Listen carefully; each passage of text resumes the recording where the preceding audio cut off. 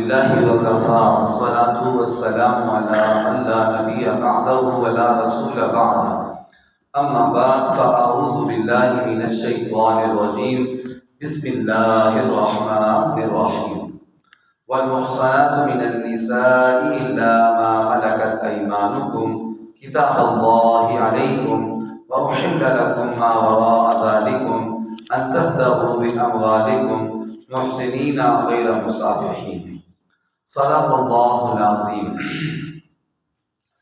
کتاب خدا کی یہ تاثیر دیکھی، کتاب خدا کی یہ تاثیر دیکھی، بدلتی ہزاروں کی تقدیر دیکھی۔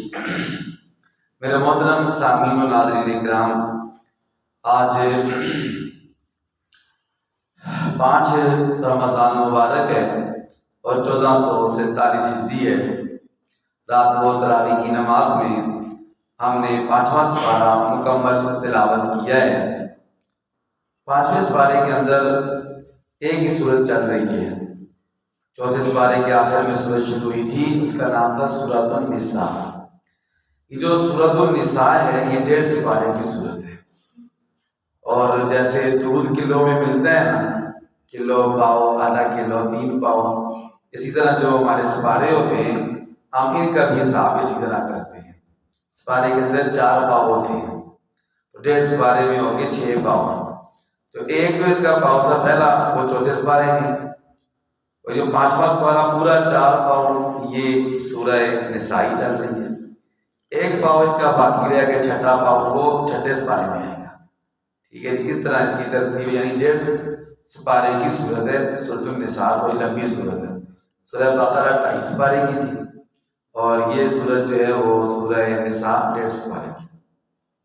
اچھا، جو 5ویں سپارے کے اندر ہے سورۃ النساء، تو اس کے اندر 8 باتوں کا ذکر کیا گیا ہے۔ کون کون سی؟ پہلے میں آپ کو مختصر طور پر بتاؤں گا، صرف ان کے نام، پھر تھوڑی تھوڑی ان کی جو ہے تفصیل بتاؤں گا۔ نمبر 1، خانہ داری کی تدابیر، یعنی جو گھر چلانے کا نظام ہے، یہ بھی اللہ تعالیٰ نے بتایا کہ تم نے گھر کیسے چلانا ہے، پھر ایک ملک کیسے چلانا ہے، اگر پوری دنیا کی حکومت تمہارے پاس ہے تو وہ کیسے چلانا ہے۔ یہ قرآن پاک ایک مکمل ضابطہ حیات، یعنی زندگی گزارنے کا مکمل دستور ہے۔ نمبر 2، عدل اور احسان۔ نمبر 3، جہاد کی ترغیب۔ نمبر 4، منافقین کی مذمت۔ نمبر 5، کو کسی کو قتل کر دیتا ہے ناحق تو اس کی سزاؤں کا ذکر ہے۔ نمبر 6، ہجرت اور صلاۃ الخوف کا ذکر ہے۔ نمبر 7، ایک واقعہ بیان کیا گیا ہے، اور نمبر 8، اس سپارے کے آخر میں اللہ تعالیٰ نے کچھ نصیحتیں کی ہیں، ان کا ذکر ہے۔ جو سب سے پہلی بات ہے کہ خانہ داری کی تدابیر، یعنی گھر چلانے کی تدابیر، تو اللہ تعالیٰ فرماتے ہیں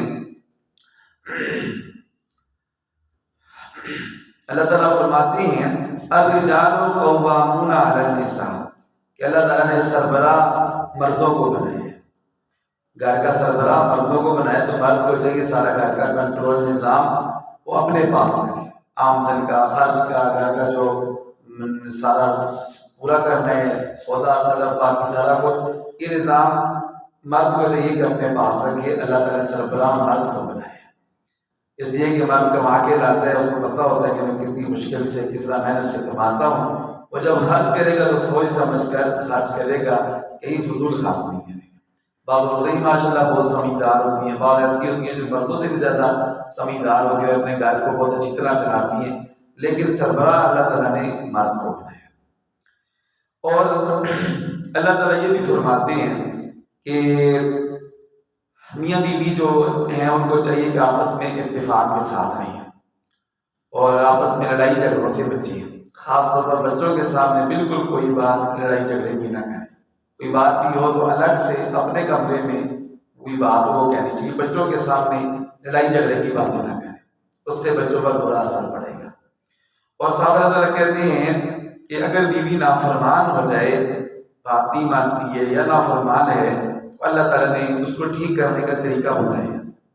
سب سے پہلے فرمائیے گا، پتہ ہے گھر کے کام ہے نا، تو اللہ تعالیٰ نے یہ بھی بتایا۔ اللہ تعالیٰ کہتے ہیں واللاتی تخافون نشوزہن، پہلے اللہ تعالیٰ نے یہ بھی ذکر کیا کہ ایسی بھی اللہ کی نیک بندیاں ہیں، فالصالحات وہ بہت نیک بیویاں ہوتی ہیں، اور قانتات بڑی عبادت گزار بیویاں بھی ہوتی ہیں، بڑی اللہ کی نیک بندیاں، نماز کی پابند، روزے کی پابند، تہجد کی پابند، حافظات للغیب حفاظت کرنے والی ہوتی ہیں، للغیب غیب کی صورت، شور گھر میں نہ بھی ہو پھر بھی اس کی عزت آبرو کی، اس کے جان مال کی وہ حفاظت کرنے والی ہوتی ہیں، بما حافظ اللہ۔ ایسی نیک بیویاں حدیث پاک میں یہ بھی آتا ہے کہ جنت کے جس دروازے سے چاہیں گی اللہ تعالیٰ ان کو داخل کر دیں گے، ٹھیک ہے۔ لیکن کچھ نافرمان بھی ہوتی ہیں تو ان کا اللہ تعالیٰ نے بتایا کہ واللاتی تخافون نشوزہن، جو نافرمان بیویاں ہوں سب سے پہلے فائزوہن، آپ ان کو نصیحت کر سمجھاؤ، ٹھیک ہے۔ واہجروہن فی المساجد، اگر زبانی نصیحت سے نہ سمجھیں تو ان کے بستر الگ کر دو، ٹھیک ہے جی، الگ الگ سو۔ نمبر 3 یہ فرمایا کہ اگر پھر بھی نہ پاس آئیں، پھر بھی نافرمانی کرتی ہے، تنگ کرتی ہے، پریشان کرتی ہے تو وَاضْرِبُوهُنَّ، شریعت کے دائرے میں رہتے ہوئے، ٹھیک ہے جی، اس کی پٹائی بھی کر سکتے ہیں، اس کو مار بھی سکتے ہو، اللہ تعالیٰ مردوں کا ہے کہ اس کو سزا بھی دو شوہر کو، تاکہ بیوی جو ہے وہ نافرمانی سے باز آ جائے، لیکن سزا اتنی ہونی چاہیے کہ وہ حد سے تجاوز نہیں ہونی چاہیے، ہڈی نہ ٹوٹے اور اس طرح جو ہے وہ نشان نہ پڑے، اتنی سزا کی اجازت ہے اللہ تعالیٰ کی طرف سے۔ ابھی ملک میں پہلے بھی قانون تھا، ابھی ہے، پچھلے دنوں قانون بنا ہے کہ مرد شوہر اگر بیوی کو گھور کے بھی دیکھے تو پھر بھی وہ پولیس کو رپورٹ کر سکتی ہے۔ یہ پاکستان ہے نا ماشاءاللہ، تو یہاں پر ہر طرح کے قانون بنتے ہیں، ٹھیک ہے جی۔ پچھلے دنوں یہ بھی آیا تھا کہ شوہر کو ٹریکر لگا دو، ٹھیک ہے جی، تاکہ جو بھی بات کرے تو پتہ چلے کہ یہ کیا کہتا ہے، تاکہ بیوی بس سختی نہ کرے۔ لیکن یہ ہے ملک میں بہت سارے ایسے قوانین ہیں جو قرآن سنت کے خلاف ہیں۔ ابھی ایک بل جو پاس ہوئے جیسا کہ میں نے ذکر بھی کیا تھا کہ حکومت کی طرف سے اب پابندی ہے کہ 18 سال سے ایک دن بھی کسی لڑکے یا لڑکی کا کام ہوا تو اس کا ہم نکاح نہیں پڑھا سکتے، پابندی ہے۔ شریعت میں کیا، شریعت میں یہ کہ بالغ ہو جائے تو ان کی شادی ہو، ماں باپ کرانا چاہیے تو ان کی شادی ہو سکتی ہے، ٹھیک ہے جی۔ اور آپ پتہ ہے آج کل چونکہ خوراکیں ہماری فارمی ہیں اور اسی طرح جو یہ بساری خوراک ہیں ان کی وجہ سے بچے، اور کچھ ادویات کی وجہ سے بھی، کچھ ٹیکوں کی وجہ سے، کچھ ویکسینوں کی وجہ سے ہمارے بچے بچیاں جو ہے وہ جلدی جوان ہو رہے ہیں، ٹھیک ہے۔ 13 سال 14 سال 15 سال 16 سال میں تو لڑکا بھی بالغ ہو جاتا ہے، لڑکی بھی بالغ ہو جاتی ہے۔ اگر ان کی شادی نہیں کریں گے، ان کی شادی ماں باپ کرنا چاہتے ہیں تو پھر بھی وہ نہیں کر سکیں گے قانون کی وجہ سے، لیکن اللہ تعالیٰ کا یہ قانون نہیں ہے۔ اللہ تعالیٰ کہتے ہیں کہ بالغ ہو جائیں، شادی کرانا چاہیے تو کر سکتے ہیں۔ یہ بھی اللہ تعالیٰ کا قانون ہے، وہ بیوی باز نہ ہے تو شوہر اس کو سزا بھی دے سکتے ہیں۔ پھر یہ ہے کہ میاں بیوی میں اگر اختلاف ہو جائے تو اللہ تعالیٰ فرماتے ہیں فَبَعْثُوا حَكَمًا مِنْ أَهْلِهِ وَحَكَمًا مِنْ أَهْلِهَا، ایک جو دولہا ہے، اس شوہر ہے، اس کی طرف سے جو خاندان کا بڑا آدمی ہے وہ مقرر ہو، اور ایک بڑا بندہ جو بیوی ہے اس کے خاندان والوں میں سے ایک بڑا بندہ وہ مقرر ہو، اور وہ دونوں کیا کریں، وہ دونوں ان دونوں کے درمیان صلح کریں۔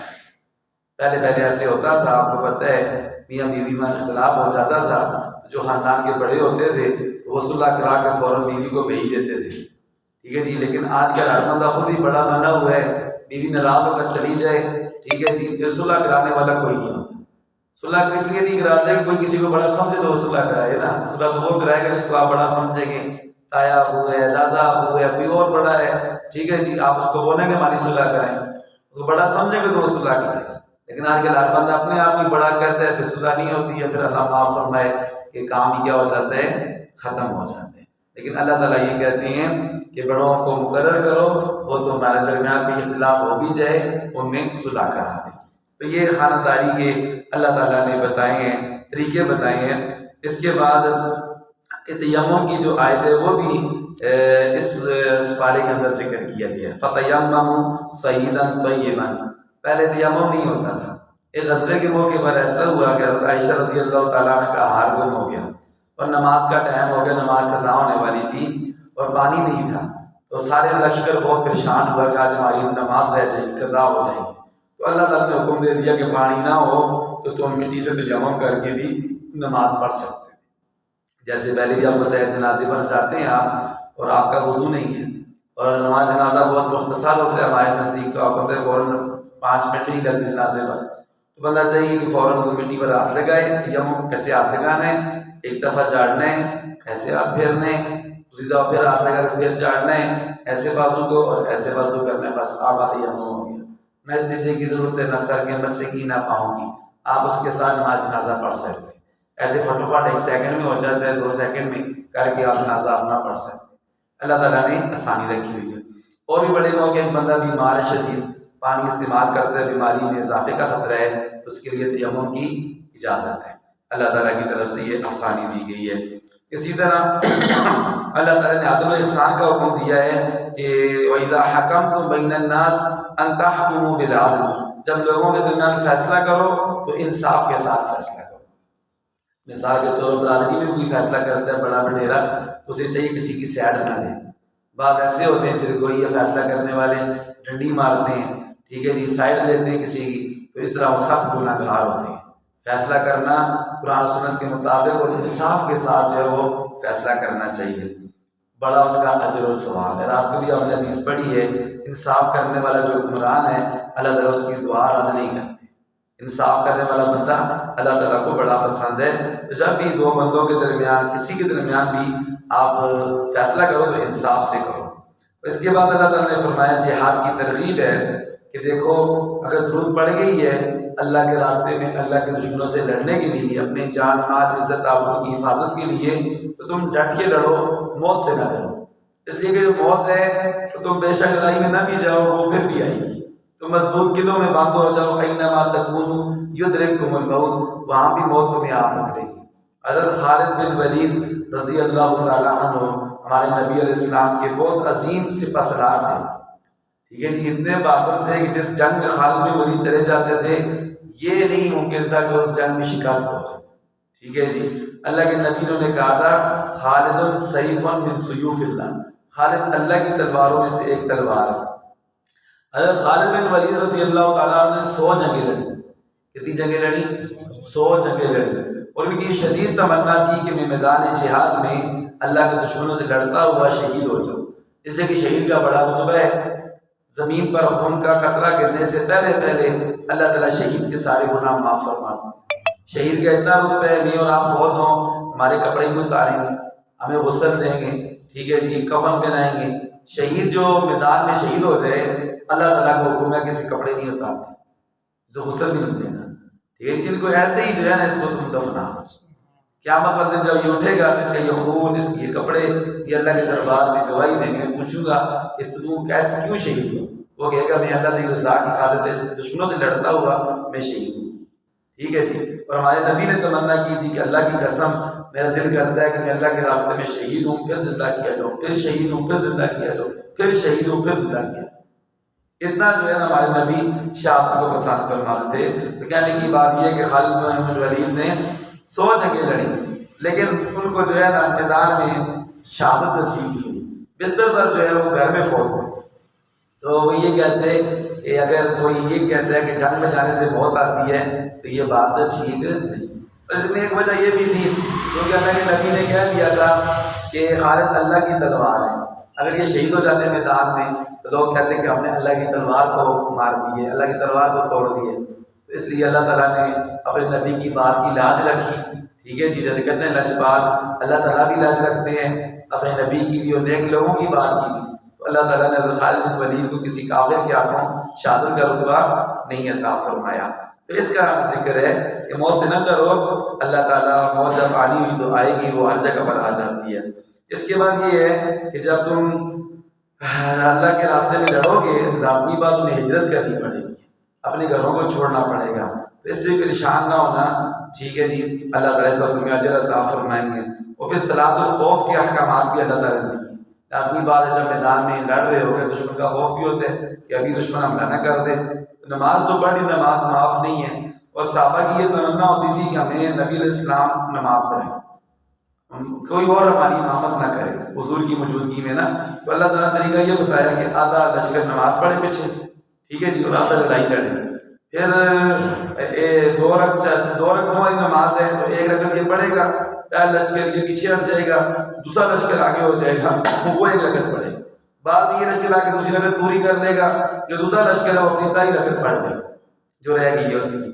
طریقے مختلف حدیث میں آئے ہیں، لیکن اس طرح صلاۃ الخوف اس کا اللہ تعالیٰ نے ذکر کیا ہے۔ دیکھیں شدید لڑائی میں بھی نماز معاف نہیں ہے، اور ہم گھر بیٹھے بٹھائے اگر ہم نماز نہ پڑھیں، ٹھیک ہے جی، اپنے گھروں میں کتنے افسوس کی بات ہے۔ اور آپ کو پتہ ہے کہ میدان کربلا میں حضور کے نواسے جنہیں اللہ کے نبی نے خود فرمایا کہ میرے جنت کے پھول ہیں، یہ جنت کے نوجوانوں کے سردار ہیں، ٹھیک ہے جی، جن کو اللہ کے پاک نبی اپنے کندھے پر بٹھاتے، اپنے سینے پر چڑھاتے تھے، ٹھیک ہے جی۔ تو جب ظہر کی نماز کا ٹائم ہوا تو حضرت امام حسین نے کہا کہ شمر کو کہو کہ نماز پڑھنے کی اجازت دے۔ شمر نے کہا جی نماز پڑھنے کی اجازت نہیں ہے۔ تو حضرت امام حسین نے فرمایا کہ تیری اجازت پر تھوڑا ہی جو ہے وہ موقوف ہے نماز، تو اجازت نہیں دے گا تو ہم نماز نہیں پڑھیں گے۔ فرمایا نماز جو ہے وہ ادا کر، ٹھیک ہے جی۔ اثر سے پہلے سارے شہید ہو گئے تھے، لیکن اس ٹائم بھی ظہر کی نماز نہیں چھوڑی۔ ہم بھی ان کے نام لے آئیں تو ہمیں چاہیے کہ نماز کسی حال میں نہ چھوڑے، چاہے کام پر ہو وہاں بھی نماز پڑھیں، ٹھیک ہے جی۔ لوگ کہتے ہیں ہمارا مالک ہمیں نماز نہیں پڑھ دیتا، تو سب سے بڑا مالک تو اللہ تعالیٰ ہے، ٹھیک ہے جی۔ اللہ کی بات مانیں، دوسرے عارضی مالکوں کی پرواہ نہ کریں، رزق اللہ تعالیٰ کے ہاتھ میں۔ کس کے ہاتھ میں؟ میرے ابو اللہ تعالیٰ کی بخشش فرمائے، ایک جگہ پر نہ کوٹھی کسی پر یا کسی جگہ پر چوکیداری کر رہے تھے، وہ نماز کے بڑے پابند تھے، نماز نہیں چھوڑتے تھے۔ تو فجر کی نماز تھی، نماز پڑھ رہے تھے، ادھر ہی اپنی جگہ پر گیٹ پر جو کمرہ بنا ہوا اندر کوئی بندہ چلا گیا، بندہ کوئی چور شور نہیں رہا ہے، کوئی بندہ چلا گیا۔ تو بعد میں بندہ کہنے لگا جی بابا جی آپ نماز پڑھ رہے تھے، بندہ ادھر آ گیا، آپ اس کو روکا نہیں۔ تو میں نے کہا نماز میں نہیں چھوڑ سکتا، وہ نوکری چھوڑ دی، وردی دے کر صبح واپس آ گیا۔ کہتے ہیں اگر نماز نہیں پڑھنے دیتے ہو تو مجھے تمہاری نوکری کی ضرورت نہیں ہے۔ تو اس لیے یہ کہ رزق کی مالک ذات کون ہے؟ اللہ تعالیٰ کی ہے، تو کسی کی وجہ سے نماز نہیں چھوڑنی چاہیے۔ اس کے بعد ایک قصے کا ذکر ہے۔ قصہ یہ ہے کہ ایک بندہ تھا، وہ تھا منافق لیکن اپنے آپ کو مسلمان کہتا تھا، اس نے چوری کر دی اور الزام ایک یہودی پر لگا دیا۔ اسلام یہ ہے کہ اسلام یہ نہیں دیکھتا کہ مسلمان ہے کافر ہے، جو مجرم ہو اس کو سزا دے۔ اللہ کے پاک نبی صلی اللہ علیہ وسلم اس یہودی کے بارے میں فیصلہ کرنے والے تھے کہ چوری جو ہے وہ اس نے کی، فوراً اللہ تعالیٰ نے آیت نازل کر دی۔ اللہ تعالیٰ اپنے نبی کی مدد فرماتے ہیں، نبی تو ظاہر دیکھ کر فیصلہ کرتے ہیں، ظاہر میں بندہ کہہ رہے جی فلاں پر الزام لگا اسے چوری کی ہے، ٹھیک ہے، کوئی گواہ شواہ پیش کر دے، کوئی دلیل دے رہے، تو اللہ تعالیٰ نے آیت نازل فرما دی۔ اللہ تعالیٰ نے کہا کہ اس یہودی نے چوری نہیں کی ہے۔ چوری ہو جو بندہ اپنے آپ کو مسلمان کہتا ہے نا، وہ حقیقت میں دل سے منافق ہے، کھوٹا ہے، چوری اس نے کی ہے۔ پھر ایسا ہو کہ وہ بندہ جو ہے نا مدینہ سے بھاگ گیا، مکہ مکرمہ چلا گیا، اور وہاں کھلا اپنے کفر کا، اپنی منافقت کو اس نے اظہار کر دیا۔ اس واقعے کا بھی اللہ تعالیٰ نے اس میں ذکر کیا ہے۔ اور آخر میں چند جو نصیحتیں ہیں وہ کون کون سی ہیں؟ سب سے پہلی نصیحت اللہ تعالیٰ نے یہ کی ہے کہ اے ایمان والو تم شیطان کی پیروی نہیں کرنا۔ شیطان، اللہ اکبر، شیطان نے قسمیں اٹھائی ہیں، چونکہ ہم سب کے باپ آدم علیہ السلام ہیں۔ آدم علیہ السلام کی وجہ سے شیطان کو جو ہے نا اللہ تعالیٰ نے مردود کیا۔ وجہ کیا بنی کہ فرمایا آدم کو سجدہ کرو۔ شیطان نے کہا میں آگ سے پیدا ہوا ہوں، آدم مٹی سے پیدا ہوں، میں سجدہ نہیں کرتا۔ تو اللہ تعالیٰ نے اس کو مردود کر دیا اور جنت سے بھی نکال دیا شیطان کو۔ اس لیے اس وقت قسمیں اٹھائی تھیں کہ یہ جتنی آدم کی اولاد آئے گی نا میں ان کو گمراہ کروں گا۔ یہاں ذکر ہے کہ دیکھیں وَإِن يَدْعُونَ إِلَّا شَيْطَانًا مَرِيدًا لَعَنَهُ اللَّهُ وَقَالَ لَأَتَّخِذَنَّ مِنْ عِبَادِكَ نَصِيبًا مَفْرُوضًا۔ شیطان نے قسم اٹھائی ہے ضرور بے ضرور اللہ تعالیٰ تیرے بندوں میں سے ایک مقرر حصہ رکھوں گا، یعنی کچھ بندے اپنے بنا لوں گا، وہ میرے مرید ہوں گے، آپ کی بات نہیں مانیں گے، ٹھیک ہے، جو شیطان کے بندے ہوں گے۔ میں کیا کروں گا؟ انہیں گمراہ کروں گا، انہیں آرزویں دلاؤں گا، ابھی بڑی عمر ہے، نماز پھر پڑھ لینا، روزہ پھر رکھنا، تراویح پھر پڑھ لینا، ٹھیک ہے، انہیں آرزویں دوں گا اور انہیں حکم دوں گا فَلْيُبَتِّكُنَّ آذَانَ الْأَنْعَامِ، جانوروں کے کان کاٹ دیں گے، ٹھیک ہے جی، وَلَآمُرَنَّهُمْ فَلَيُغَيِّرُنَّ خَلْقَ اللَّهِ، اللہ کی مخلوق میں تغیر کریں گے۔ اور وَمَن يَتَّخِذْ، اللہ تعالیٰ نے کہا کہ شیطان تمہارا دشمن ہے، وَمَا يَعِدُهُمُ الشَّيْطَانُ إِلَّا غُرُورًا، شیطان تم سے وعدے کرتے ہیں وہ دھوکے ہیں، یہ کوئی تمہارا ساتھ نہیں دے گا، وعدے منکر ہو جائے گا۔ ایک جگہ ہے بھی آگے شیطان کو لوگ کہیں گے تم نے ہمیں گمراہ کیا، شیطان یہ کہ جاؤ اپنا کام کرو، میں تمہیں زور سے پکڑ کر لے گیا تھا، میں نے تمہارے ذہن میں خیال ڈالا کہ تم میری بات نہ مانتے، تم اللہ کی بات مانتے، رسول کی بات مانتے، میں یہاں کچھ نہیں کر سکتا، تمہارا جاؤ اپنا کام کرو۔ منکر ہو جائے گا۔ اس لیے اللہ تعالیٰ کہتے ہیں شیطان کی بات نہ مانو، اللہ کی اور اللہ کے رسول کی بات مانو، نماز پڑھو، نیک کام کرو، روزے رکھو، تراویح پڑھو، ٹھیک ہے جی، نیک بندے بن جاؤ، اللہ تعالیٰ تمہیں دنیا میں بھی کامیاب کریں گے اور آخرت میں بھی۔ دوسرا اللہ تعالیٰ نے فرمایا عورتوں کے ساتھ اچھا سلوک کرو۔ وَيَسْتَفْتُونَكَ فِي النِّسَاءِ قُلِ اللَّهُ يُفْتِيكُمْ فِيهِنَّ وَمَا يُتْلَىٰ عَلَيْكُمْ فِي الْكِتَابِ فِي يَتَامَى النِّسَاءِ، یہ سارا عورتوں کے بارے میں۔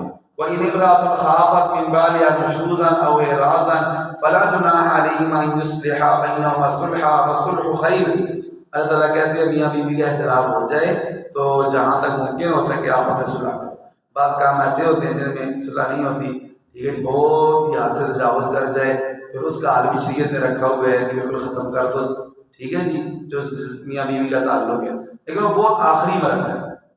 لیکن سب چھوٹی موٹی کوئی مسئلہ ہے تو اس کی وجہ سے شادی کا جو تعلق ہے نکاح ختم نہ کرو بلکہ صلح کرو۔ اور اللہ تعالیٰ کہتے ہیں وَالصُّلْحُ خَيْرٌ، صلح سب سے بہتر ہے۔ صلح کیا ہے؟